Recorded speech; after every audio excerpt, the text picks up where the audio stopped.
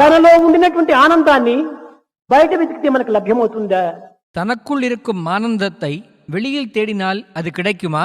తన మెడలో హారం వేసుకొని నా హారం ఎక్కడని బయట వెతికితే హారం చిక్కుతుందా? தன் கழுத்தில் மாலையை அணிந்து கொண்டு என் மாலை எங்கே என் மாலை எங்கே என்று வெளியில் தேடினால் அது கிடைக்குமா? తన ముక్కు పైన అద్దాలు పెట్టుకుని నా అద్దాలు ఎక్కడ ఎక్కడ వెతికి తీక్కుతాయి? மூக்கின் மேல் கண்ணாடியை வைத்துக்கொண்டு கண்ணாடி எங்கே என்று தேடினால் அது கிடைக்குமா? అంతా తన యందే ఉంటుండి తాను బయట వెతుకుతున్నాడు. அனைத்தும் தனக்குள்ளேயே இருந்தும் வெளியே தேடுகின்றான். దీనికి కారణం ఏమిటి?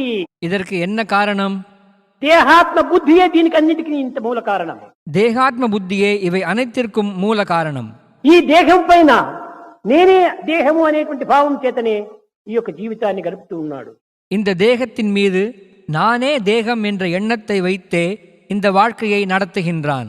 అందువలననే సత్యమునకు దూరంగా ఉంటున్నాం మనం. அதனாலேயே நாம் சத்தியத்திலிருந்து தொலைவில் இருக்கின்றோம்.